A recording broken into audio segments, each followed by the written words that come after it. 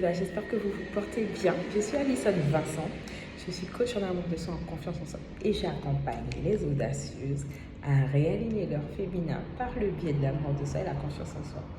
Et aujourd'hui, j'avais envie de parler de féminisme. Comment vivre un féminisme qui nous correspond, d'accord? On sait depuis quelques années, effectivement, qu'on voit dans le domaine relationnel, développement personnel, beaucoup de schémas, beaucoup de ce qu'on appelle des égrégores, de concepts, de croyances qui grossissent et qui perturbent et qui désalignent l'épanouissement de la femme, il faut le dire, surtout par rapport à une thématique qui est un peu piquante, on va dire, c'est le fait que on a la femme, cette idée, cette croyance-là, de se dire que la femme indépendante n'a pas besoin d'un homme. Ça, c'est la première idée sur laquelle je veux m'arrêter et je viendrai sur la deuxième. Cette idée de la femme indépendante qui n'a pas besoin d'un homme. C'est pas parce que tu veux ton indépendance, que tu veux acquérir les choses par toi-même que tu n'as pas besoin d'un homme. D'accord? Parce qu'il y a des choses qu'on se doit d'avoir en tant que femme, parce que déjà on est des adultes, voilà, c'est par nature, c'est logique. Deuxième chose, notre indépendance va passer par quoi?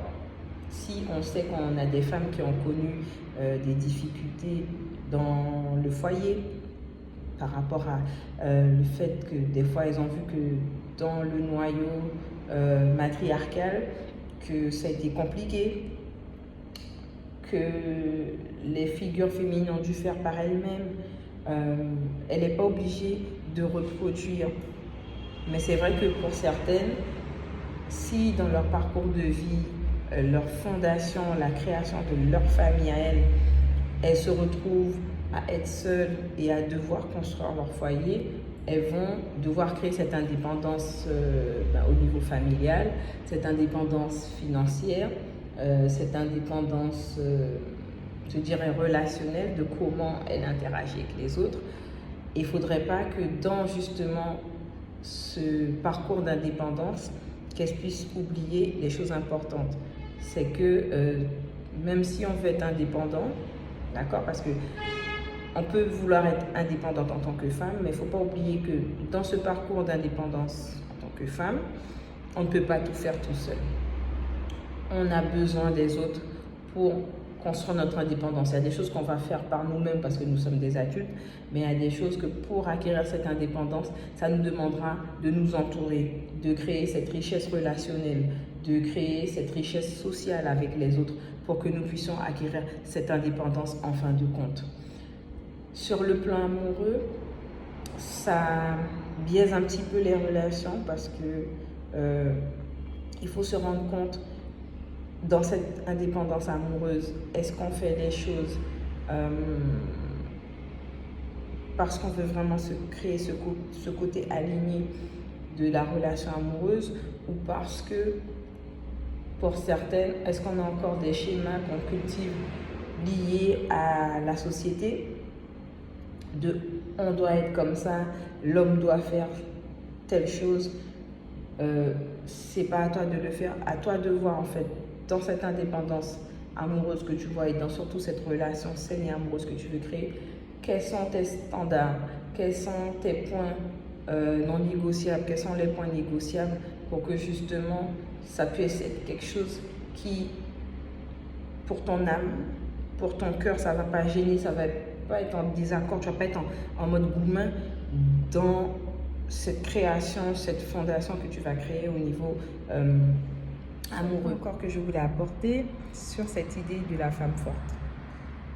Il faut bien entendre et comprendre qu'une femme est forte de plusieurs façons. Et ça n'a rien à voir avec notre force physique, d'accord? Puisque émotionnellement, nous sommes fortes, donc on n'a pas besoin de chercher à être forte. Deuxièmement, les épreuves de la vie vont nous apprendre à être fortes, donner vie à un enfant, avoir une rupture amoureuse, se séparer de quelqu'un et donc la cellule familiale change, perdre un parent ou perdre un enfant ou perdre son conjoint par exemple, ce sont des choses qui vont nous rendre fortes. On n'a pas besoin de chercher à être forte.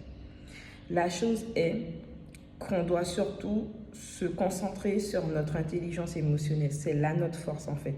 C'est là qu'on va devoir travailler. Pas sur chercher à être forte en façade ou cacher nos émotions pour faire croire aux autres ou faire semblant que ouais, on est des armures. Non, non, non. C'est surtout de travailler son intelligence émotionnelle. Ça va être notre force, ça va être notre plus-value, ça va être notre chose en plus. Et c'est ce qui va nous permettre effectivement d'avancer sereinement, d'avancer de façon équilibrée.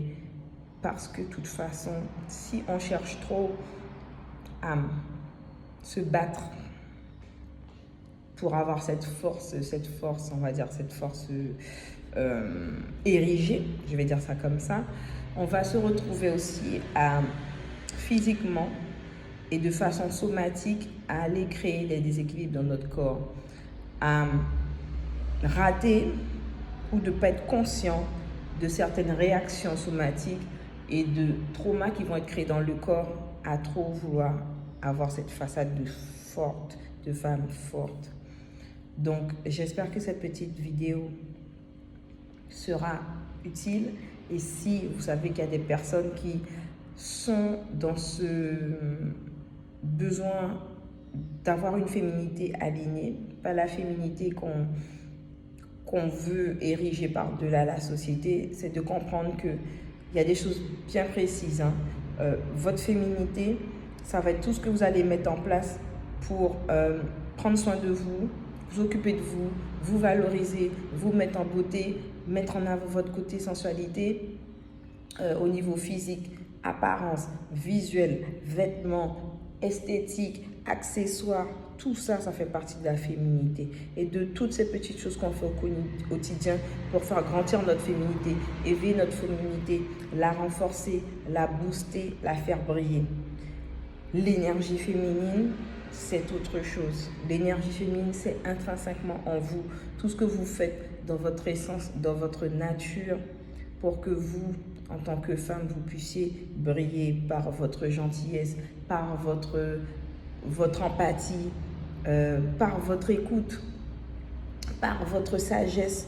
Tout ça, tous ces facteurs que vous allez travailler internes par rapport à votre cœur et à votre âme, pour que ça puisse ressortir au-delà de vous-même. Ça va être votre énergie féminine. Parce que des fois, on comprend ou on peut confondre la partie féminité et énergie féminine.